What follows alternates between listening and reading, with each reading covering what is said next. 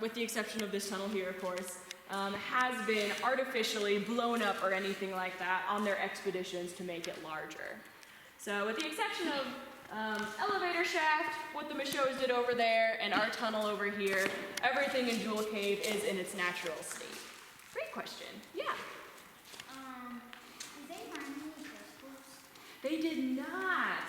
Unfortunately, all of the shiny calcite crystals in here, they're pretty to look at, but they're not worth a whole lot. We haven't found anything very economically valuable here in the cave. Is there popcorn? Cave popcorn? There is cave popcorn in here. Not so much in this exact room that we're in, but we do have a lot of cave popcorn in the cave. Good question. Is that like an upper loft or something? It is. We actually call that room the loft. And I'm going to talk about the discovery of that room in just a little bit, so remind me about that. Any other questions? Yeah. Do you have to worry about like methane in caves? No, the only thing that caves do, since they're underground, there is radon in caves. But our resource managers measure that pretty astutely all the time, and even all of the cave guides like I do, we record our time in and out of the cave every single day so that there's a record of how much time we're spending underground. But they did the math, and you'd have to spend something like 245 straight days inside the cave for radon to ever be a problem. But besides that, even on their caving expeditions where they go super low in the ground, they don't have to wear special masks or anything like that. Are your lockers tracking the radon or for the nitrogen? I know, like when you go down, like you close it to another atmosphere, the nitrogen, or maybe that's just scuba diving and breathing pure oxygen. Yeah, so we measure radon in the cave, but not nitrogen. Yeah. Cave popcorn is a type of cave formation, and it kind of looks like cauliflower or popcorn on a wall, so it's really white and bumpy. Yeah. Those are our crystals, but they do look very similar to the nailhead spar that we have in this room here. So that was our history with Jewell Cave, our story with this geologic feature. But Jewell Cave's story begins a long time before the Michauds were ever in the Black Hills. And to talk about the geologic history, we are going to move on to this lower platform here. And we do have a reminder that everything in here, the rocks and everything, we do need to be not touching, remember. Even this rock that we have here in the middle, I know it looks like a really good chair because it's right there in the middle. Oh, thank you. Alrighty, you can follow me this way onto this lower platform.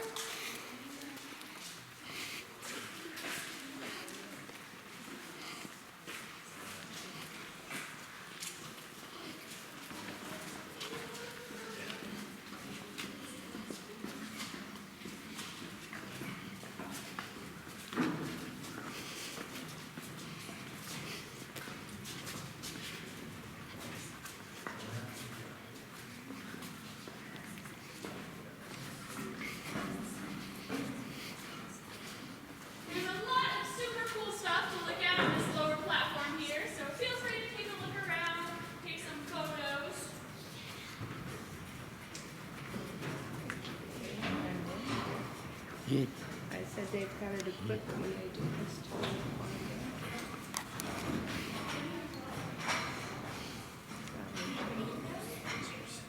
Oh, these we did. These weren't in the cave naturally, all the metal scaffolding that we have in there. We put all of these in so that visitors can walk in the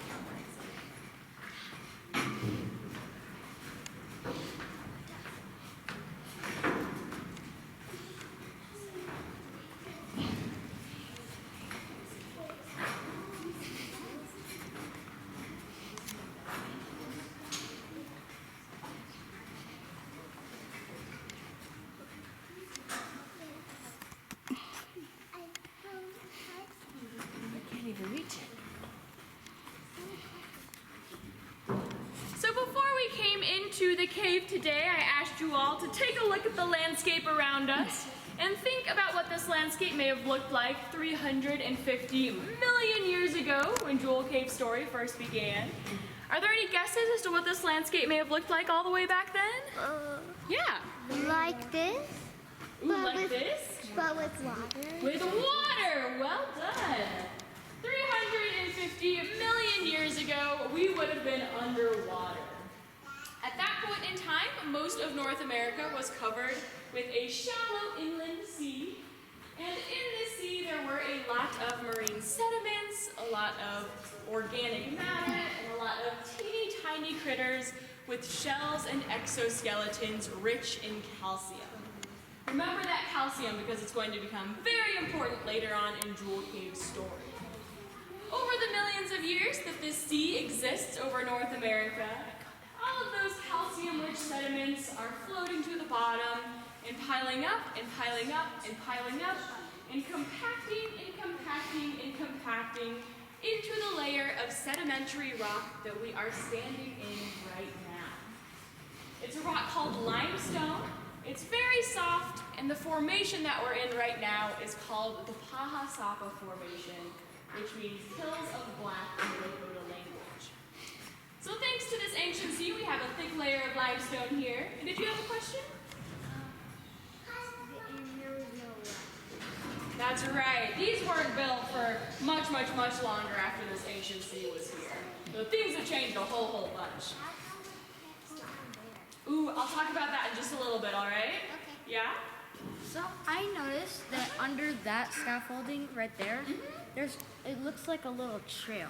There is! Our maintenance staff uses that to get out and about the cave when things fall or when they need to do maintenance. Yesterday on one of my tours, a child took off their shoe and just chucked it. So that trail is useful for that kind of thing. All right, is it about geology? If it's not, can you hold on to it for just a second and then we'll cover it at the end? Is it about geology, about rocks? Yeah. Okay, go for it. I don't know what's inside. Riley, come back here and let her talk, please. You don't know what's inside the cave? Okay, we'll cover that then. Remind me. So we have this thick layer of limestone here, and after that ancient sea that deposited this limestone receded, it was replaced with fresh water on the surface by rainfall. As that fresh water is trickling down through the soil above us, it picked up carbon dioxide and turned into a weak acid called carbonic acid. Carbonic acid is a primary component in a type of popular beverage we all drink pretty frequently. Soda pop, exactly. So that carbonic acid, that acidic water is traveling down through these cracks in the limestone, and when a weak acid meets a soft rock, it dissolves. So that acidic water traveled through teeny tiny cracks in the rock, and over time enlarged them and enlarged them and enlarged them into the massive cave passageways that we have today. So we have cave passageways now. Where did the crystals come from? I told you that at some point calcium was going to become very important in this story, and we have reached that part now. As these passageways were filled with water, that water is dissolving away the limestone, picking up the calcium inside of it. There comes a point where it can't hold any more of that calcium. It becomes what's called supersaturated. It's very similar to if you've ever made Kool-Aid or powdered lemonade, and you put too much of the powder in the water, and there comes a point in time where the water won't dissolve it anymore, it just sticks to the sides of the cup. The exact same thing happened here in Jewell Cave with calcium. The water that once filled these passageways became supersaturated. The calcium didn't have anywhere to go, so it precipitated out onto the sides of the cave walls to create the crystals that gave Jewell Cave its name. These crystals here are called dog-tooth spar. They're shiny and pointy, they look like dog's teeth, and they occur in small pockets of the cave like these ones here. Are they useful? They are not, they are really pretty though, right? The other type of spar that we have here in Jewell Cave is this right here, nailhead spar. It's blunt and it's not as shiny, so we call it nailhead.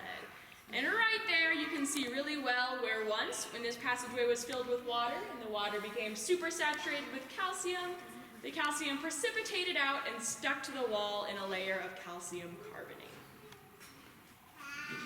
All of these over here are also nailhead spar, but they're covered in a mineral called manganese, this dark stuff here, so they don't look quite as shiny. What creates the red? Just iron? Iron oxide, you got it. Bingo. Are there any questions about the geology of Jewell Cave? Yeah. So what are the rocks made? Ooh, the rocks are made of that soft rock called limestone. It's really, really soft. And has your dentist ever told you not to drink soda? It's kind of like that. The carbonic acid in the cave, that same stuff that's in soda, wore away at the limestone in the cave, just like soda can wear away at your teeth. Okay. All right. Yeah. When they dug that hole, did they see the cave? Like, was there a hump or not? Ooh, so all of this in here is natural. And the first people to discover this room actually came up through that room that you pointed out up there, the loft. And I'm going to talk about that in just a minute because it's a really, really cool story. How deep or how far under Does the cave go? are we right now? Oh, at the base of the elevator, that is 244 feet. So here, probably 260 feet.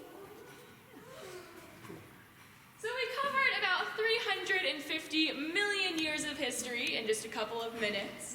But the cool thing about Jewell Cave's story is that it continues to be written.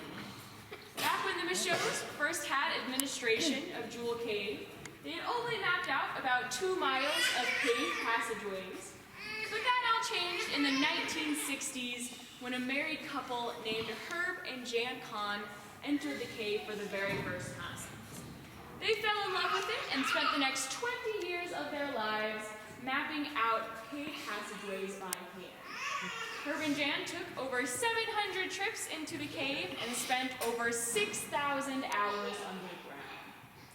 They were actually the ones to discover this room here, but they didn't come in through the artificial entrance that we did because it wasn't there at the time.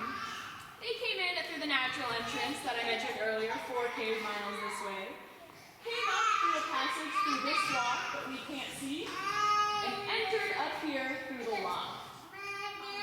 Now the bottom of the loft is covered in that dark mineral I mentioned earlier, manganese. So it's really dark up there, it's hard to see. And Herb and Jan entered with their weak lantern light and took a couple of steps before coming to a complete halt because they said they felt an emptiness beneath them. It's a really great thing Herb and Jan didn't take that extra step because they would have encountered the target room in a much less fun way. Herb and Jan retired in the 80s having mapped out over 65 miles of cave passageways. And as of right now, in 2021, we are the 3rd longest cave in the world at 209.32 miles. The crazy thing about that statistic is that we think that less than 5% of the cave's total volume has been discovered, making Jewell Cave one of the last final frontiers here on Earth. Caving